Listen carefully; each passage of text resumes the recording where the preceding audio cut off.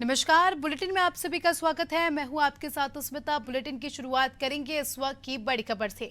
इस वक्त की बड़ी खबर आपको बता रहे हैं मुंबई से, जहां एनसीपी में शरद पवार के खिलाफ बड़ी बगावत। अजीत पवार ने छोड़ा नेता प्रतिपक्ष का पद।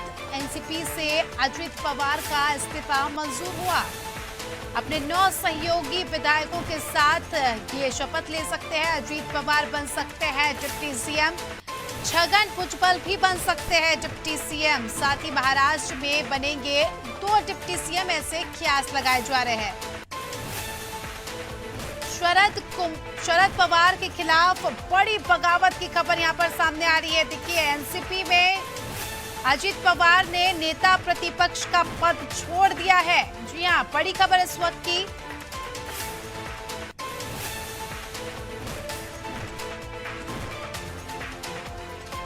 अब जो है अगले डिप्टी सीएम के नाम पर कवायद शुरू हो गई है अजीत पवार ने, क्योंकि नेता प्रतिपक्ष का पद छोड़ दिया है।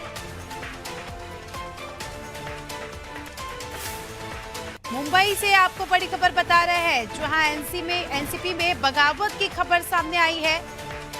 नेता प्रतिपक्ष ने अपने पद से इस्तीफा दे दिया गया है।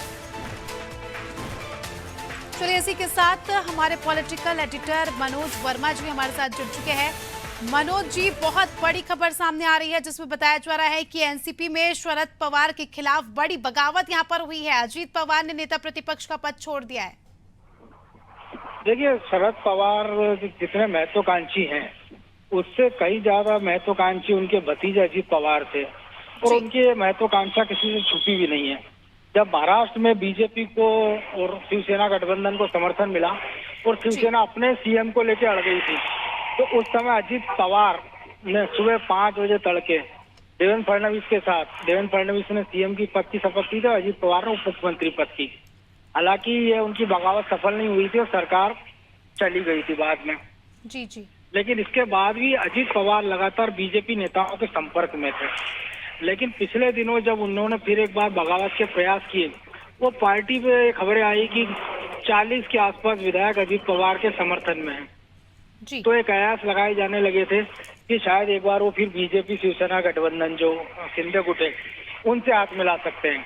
तो यही देखते हुए शरद पवार, जो कि भारत की राजनीति के चाणक्य माने जाते हैं, उन्होंने पार्टी की कार्यकारिणी की बैठक में खुद के इस्तीफे का ऐलान कर दिया, जिसके बाद पार्टी में खलबली मच गई। सारे नेताओं ने उनसे आग्रह किया कि वो पद ना छोड़ें।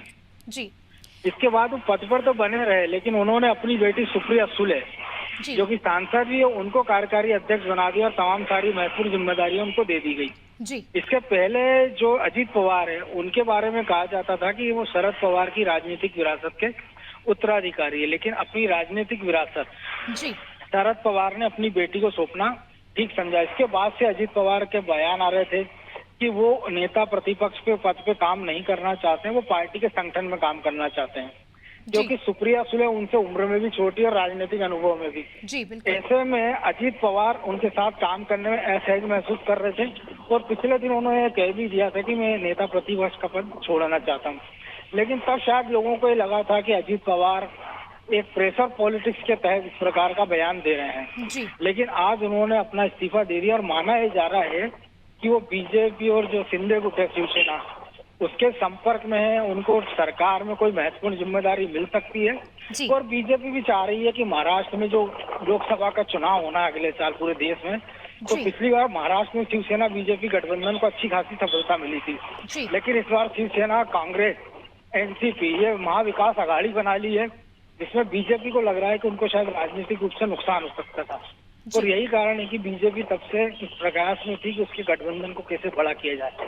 चूंकि अजीत पवार एक बड़े नेता माने जाते हैं मराठा राजनीति में, बड़े छत्रा पे महाराष्ट्र की राजनीति में, तो बीजेपी उनका उपयोग अपने हिसाब से करेगी। और उनके साथ हो सकता है कि कुछ जो एनसीपी के विधायक हैं, वो भी उनके नेतृत्व में बीजेपी में या तो साथ आ जाए या एक अलग गुट बना ले अजीत पवार, और जिसके साथ वो बीजेपी के साथ मिलकर सरकार में सहभागी हो जाए।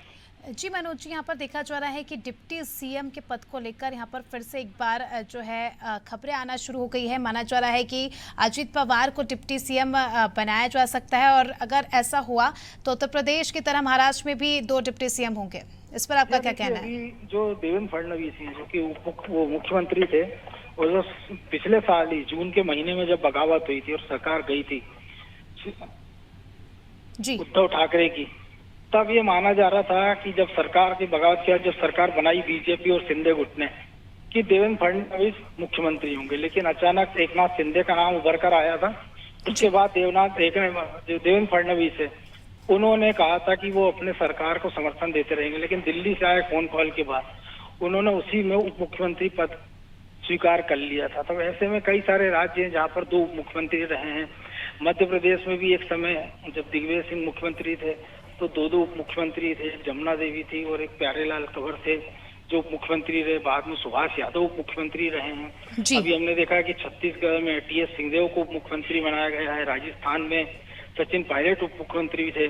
तो ये माना जा रहा है कि महाराष्ट्र में भी संभवतः 2 उप मुख्यमंत्री हो सकते हैं, एक देवेंद्र फडणवीस और दूसरे अजीत पवार। और बीजेपी इस बात की भी तैयारी में कि अगर आगे चलकर उसको ऐसा लगता है कि बीजेपी के पास अपना संख्या बल है और अजीत पवार इतने सारे नंबर अपने साथ जुटा लेते हैं विधायकों के जिससे वो सरकार बना सके, तो ये जी भी हो सकता है कि बीजेपी एकनाथ शिंदे गुट से किनारा कर ले और अजीत जी पवार के साथ जी मनोज जी, इसी सरकार बीच बना एक ले। बड़ा अपडेट हमारे पास आया। बताया जा रहा है कि राजभवन पहुंचे एनसीपी नेता अजीत पवार और उनके साथ 18 विधायक भी इस समय मौजूद है।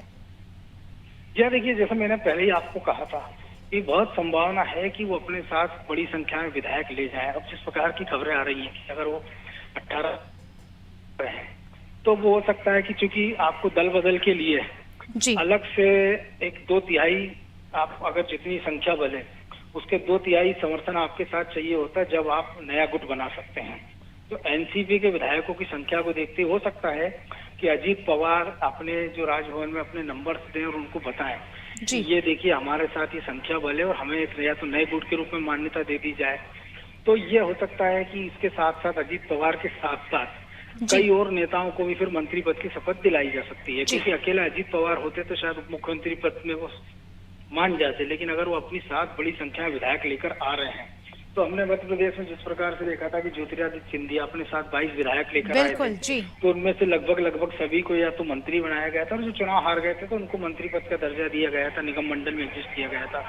तो हो सकता है कि यहाँ पर भी कि अजीत पवार की बातचीत हो गई हो और उन्होंने अपनी कुछ शर्तें रखी होंगी कि अगर उनके साथ 18 लोग आ रहे हैं जी तो जी कम से कम उससे 6 से 8 लोगों को मंत्री बनाया जा सकता है, जिनमें छगन भुजबल जैसे बड़े नाम भी हैं जी जो कि एक समय से एक बड़े छत्रप माने जाते थे, ओबीसी चेहरा माने जाते थे। जी तो ये भी माना जा रहा है कि अब एनसीपी में एक बड़ी फूट हो सकती है। और चूंकि शरद पवार लगभग 90 साल के आसपास उनकी उम्र होने जा रही है जी और अजीत पवार ने पूरे संगठन में जिस प्रकार से पकड़ बनाई थी, लेकिन जिस प्रकार से उनको दरकिनार करके शरद पवार ने अपनी बेटी पर दाव लगाया था, तो उससे ये आशंका पहले से ही जताई जा रही थी और खुद शरद पवार इसको महसूस कर चुके थे। और उन्होंने भी कहा था कि अगर अजीत पवार अपने साथ कुछ विधायकों को लेकर जाना चाहे तो जा सकते हैं, लेकिन वो इतनी बड़ी संख्या में जा सकते हैं और क्या एनसीपी के 2 टुकड़े हो सकते हैं। और जिस प्रकार से शिवसेना के 2 टुकड़े हुए और एकनाथ शिंदे ने असली शिवसेना पे कब्जा कर लिया, तो क्या महाराष्ट्र की राजनीति वो सूरत बनती नजर आ रही है कि इसी प्रकार का सीन हमको देखने को मिले? इसके लिए हमको कुछ समय और थोड़ा इंतजार करना होगा। जी बिल्कुल मनोज जी, इंतजार है और कह सकते हैं कि आने वाले समय में बहुत बड़ी बड़ी चीजें हमें आज से देखने को मिलेगी।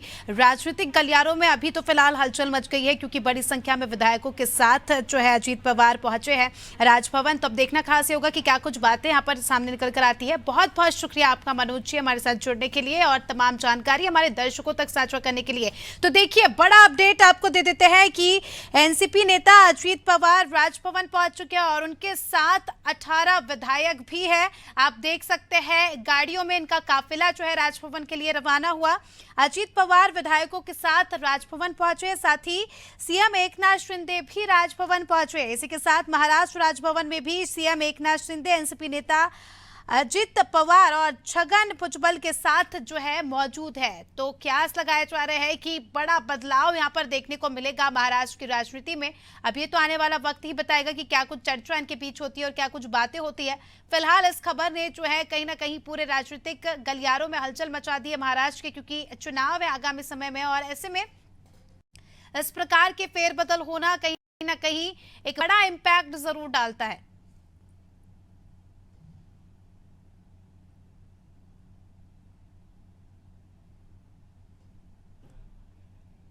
तो देखिए तस्वीरें आप हम आपको दिखा रहे हैं अनादि टीवी के जरिए, आप स्क्रीन पर देख सकते हैं राजभवन के अंदर की ये तस्वीरें हैं। मीडिया कर्मी यहाँ पर पहुंच गए हैं, साथ ही अजित पवार भी यहाँ पर पहुंच गए हैं और ना ही केवल वो पहुंचे हैं, उनके साथ 18 विधायकों का काफिला भी पहुंचा है। तो देखिए इस पूरे वाक्य को देखकर कहीं ना कहीं हम मध्य प्रदेश को याद कर सकते हैं कि किस प्रकार से मध्य प्रदेश में भी जब सिंधिया अलग हुए थे कांग्रेस से, तो किस प्रकार की तस्वीरें हमने उस समय देखी थी। तो कहीं ना कहीं ये वाक्य वाला किस्सा याद दिलाता है। मगर अभी तक कुछ पिक्चर साफ नहीं हुई है, कोई बात विशेषकर यहाँ पर सामने निकल कर नहीं आई है, इसलिए कुछ भी कहना जल्दबाजी होगी। मगर आपको दिखा दें कि 18 विधायकों के साथ ये पहुंचे हैं और सीएम एकनाथ शिंदे भी यहाँ पर मौजूद है। तो कुछ तो बड़ी बात जरूर होगी यहाँ पर जो सामने निकल कर आएगी और जिसका इंतजार है। और जब अंदरूनी बातें जब बाहर आएगी तभी इस बात का समझौता हम इस बात को हम समझ सकते हैं कि आखिर क्या वजह रही जो इतनी बड़ी संख्या में जो है विधायकों के साथ अजित पवार ने राजभवन में रुक किया।